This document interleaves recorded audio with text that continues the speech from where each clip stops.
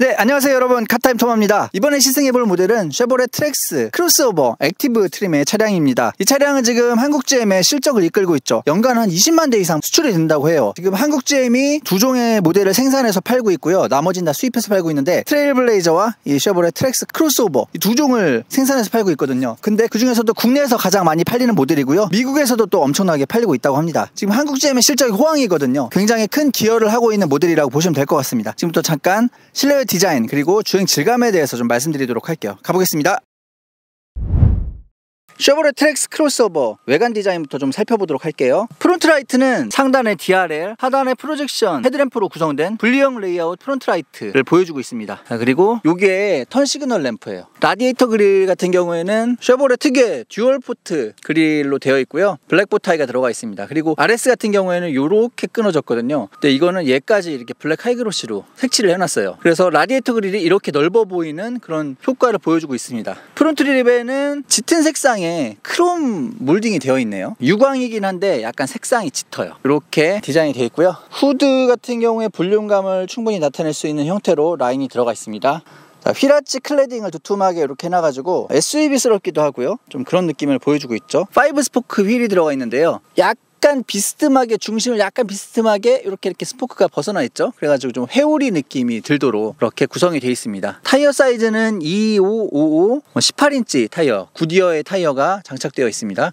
자, 측면 실루엣은 이 차가 CUV, 크로스오버 차량이거든요. 일반적인 SUV보다는 전고가 좀 낮고요, 세단에 비해서는 전고가 살짝 높은 그런 형태인데, 이런 형태의 디자인을 잘못하면 좀 어중간한 실루엣을 보여주기 마련인데요, 쉐보레 트랙스 크로스오버 같은 경우에는 측면 디자인을 굉장히 잘한 것 같아요. 이 뒷부분을 쭉 잡아 빼므로써 되게 역동적인 그런 라인을 보여주고 있죠. 그리고 이런 도어 하단에 설치된 플라스틱 가니쉬 같은 경우에는 차량의 어떤 단단한 느낌을 좀 더 강조해주는 그런 요소로 보여집니다. 그리고 이 디에로 라인이 블랙 컬러로 되어 있고요, 그리고 각 필러가 전부 블랙 컬러로 마감이 되어 있어요. 그래서 이쪽에 틴팅이 들어갈 경우에는 하나의 유리처럼 보일 수 있을 것 같아요. 이렇게 사이드미러 커버도 블랙 컬러로 도장이 되어 있습니다. 루프에는 루프 레일이 이렇게 달려 있어서 루프에 캐리어 같은 거 설치할 때 용이하게 사용될 것 같습니다. 자, 후면부입니다. 테일 램프가 P자 디테일을 가지고 있어요. 이 가운데는 턴 시그널 램프가 들어가 있고요, 이 램프와 램프 사이가 좀 멀죠. 이 부분이 좀 튀어나와 있어요. 이 부분이 이렇게 튀어나와 있음으로 해서 입체적인 디자인을 완성하고 있는데, 그래서 테일 램프를 좀 멀게 배치한 것 같아요. 사진으로 보면 약간 어색해 보일 수 있는데 이 실제로 보면 상당히 입체적인 리어 디자인을 보여주고 있다고 보시면 됩니다. 그리고 전후방 모두 알파벳 X를 이제 기반으로 해서 디자인된 거거든요. 전면부 디자인에서 말씀을 못 드렸는데 알파벳 X를 기반으로 해서 만들어진 아주 역동적인 디자인을 보여주고 있다고 말씀드릴 수 있겠습니다. 범퍼도 약간 짙은 색의 크롬 유광 몰딩이 이렇게 들어가 있어요. 그래서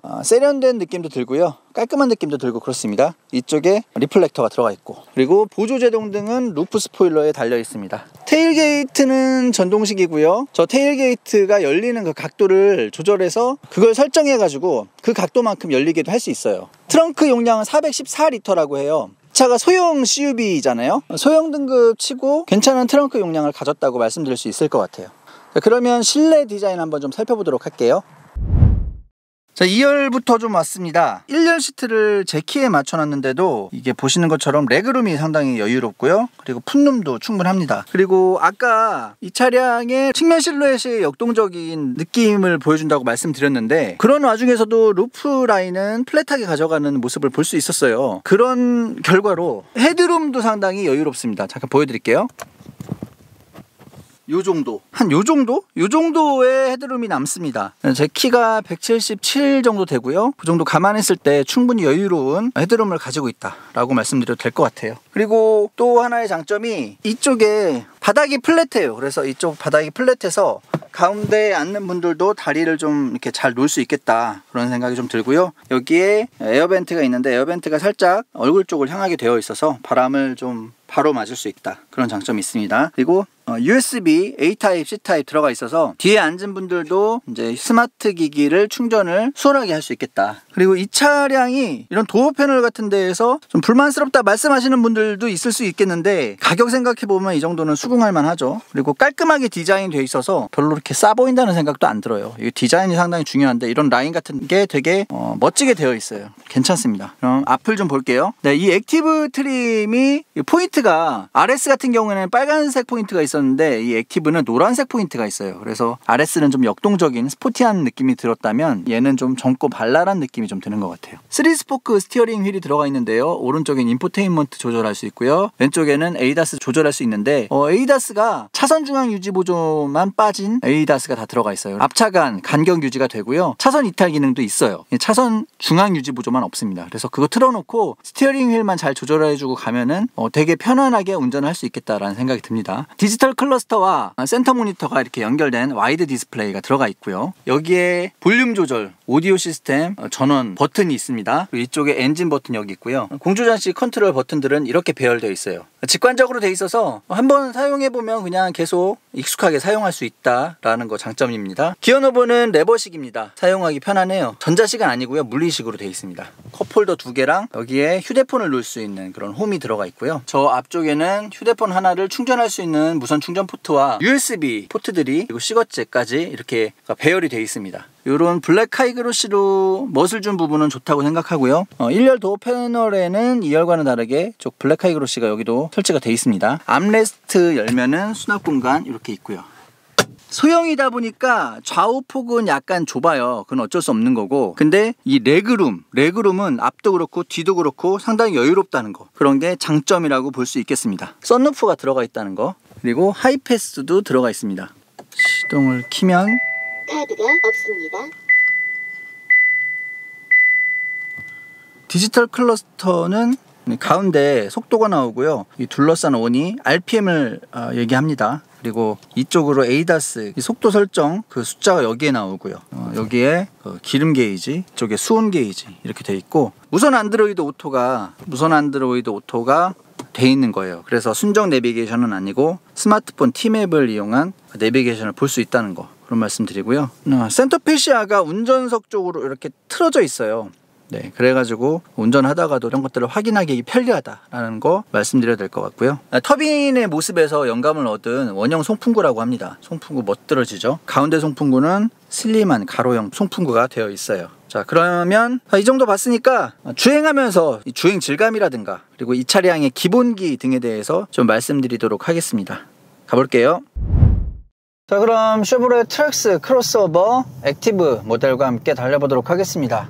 이 차량에는 1.2L 싱글 터보 엔진이 장착되어 있어요. 정확한 배기량은 1199cc인 것 같아요. 그리고 자동 6단 미션이 매칭되어 있고요. 자동 6단 미션은 젠3 미션이라고 합니다. 최고 출력은 139마력이에요 소형급이긴 한데 그래도 꽤 좀 덩치가 있거든요. 그래서 이 정도 출력으로 차를 좀 잘 밀어줄 수 있을까, 그런 우려가 좀 있었어요. 처음 이 차를 봤을 때만 해도요. 배기량이 원차 낮으니까. 근데 실제로 차를 타서 가속 페달을 밟았을 때 느껴지는 그 파워는 충분합니다. 되게 경쾌하게 차가 나가요. 이 차량의 공차 중량은 1300kg가 좀 넘는 것 같죠? 굉장히 가벼운 그런 무게를 가지고 있습니다. 그러다 보니까 139마력으로도 충분한 힘을 발휘하는 것 같아요. 되게 가속 페달을 밟았을 때 나가는 느낌이 굉장히 경쾌하고요. 어제 제가 좀 장거리를 뛰었어요. 300km 왔다 갔다 했는데 그때 느껴지는 130km? 140km?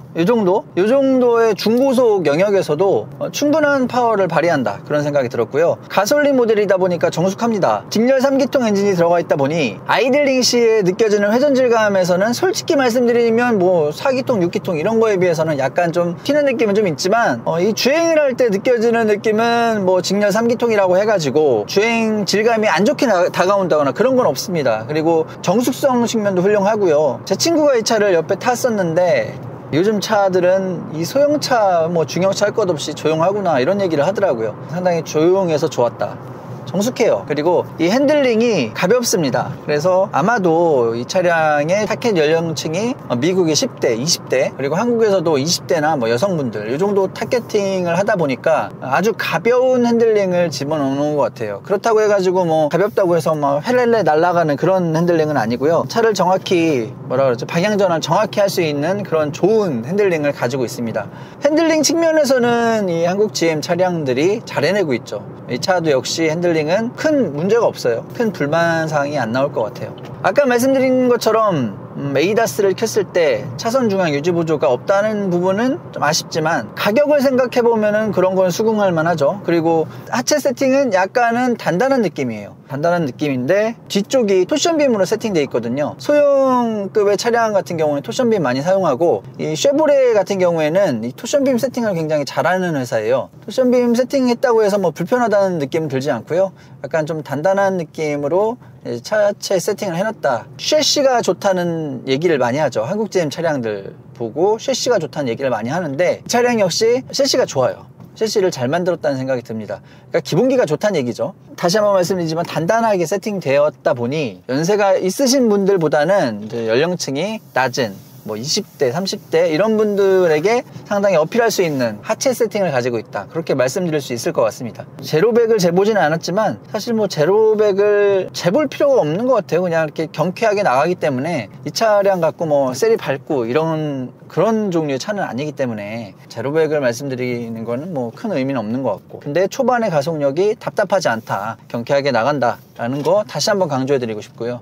그리고 좀 인상적인 거는 제동력입니다. 굉장히 제동력이 좋아요. 처음부터 끝까지 쫙 일관적으로 잘 잡아준다는 느낌이 들어요. 확실하게 엔진의 힘을 이제 브레이크가 압도해버린다는 그런 느낌이 강하게 듭니다. 그래서 그냥 이 브레이크 믿고 막 밟아줘도 될 것 같아요. 아주 좋은 제동 성능을 가지고 있다, 말씀을 드릴 수 있을 것 같고요. 그리고 조금 세게 밟아주면은 엔진도 우렁차네요.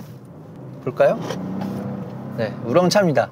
근데 그런 건 있어요. 터보가 올라간 차량이다 보니, 그리고 배기량이 그렇게 높지 않다 보니 세리 밟았을 때 터보렉이 좀 있는 구간이 있어요. 그러니까 터보렉이 좀 느껴지긴 합니다. 그런 걸 감안해서 운전을 해주면은 만족감 있는 드라이빙을 즐길 수 있을 것 같아요. 그럼 이런 그 좁은 길에서도 민첩하게 차가 나가주는 느낌 상당히 좋고요.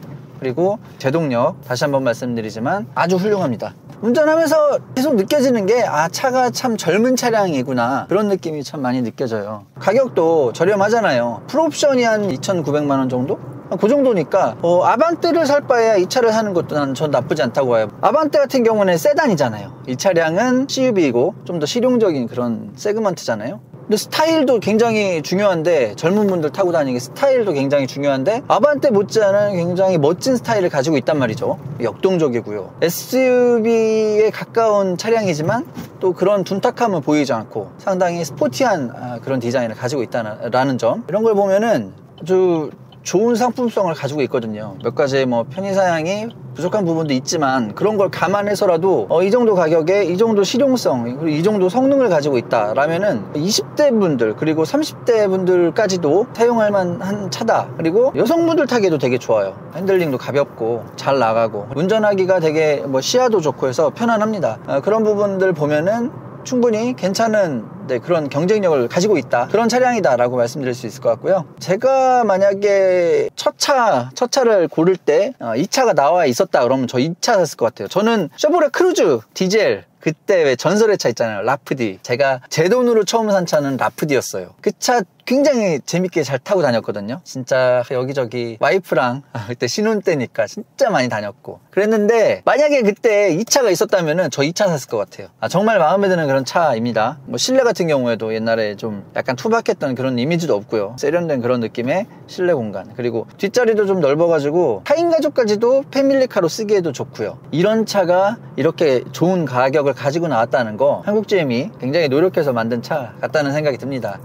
아까도 말씀드렸지만 이 트레일블레이저와 트랙스 크로스오버는 미국에서 굉장히 많이 팔린다 그래요. 그래서 돈을 진짜 많이 벌고 있다고 합니다. 효자 역할을 하는 그런 모델이라고 볼 수 있겠고, 국내 판매량이 좀 한 1,500대 정도 나오는 것 같아요. 그 정도 나오는 게 조금 이해가 안 가요. 더 많이 팔려야 될 것 같고, 진짜 국내에 더 많이 팔릴 수 있는 그런 경쟁력을 가진 차량 같거든요. 앞으로도 한동안은 상당히 좀 인기를 얻지 않을까, 그런 생각을 해봅니다. 이 차 옛날에 RS를 한번 시승해서 영상 한번 올려드린 적이 있으니까, 그때와 비교해서 실내 디자인만 약간 바뀌었고 구성 자체는 같은 차니까요. 여기까지 하도록 하겠습니다. 혹시 RS 차량에 대한 시승기가 궁금하시다면은 지금 링크 달아드리는 거 한번 가서 보시면 좋을 것 같고요. 도움되셨다면 구독과 좋아요 부탁드립니다. 시청 감사합니다.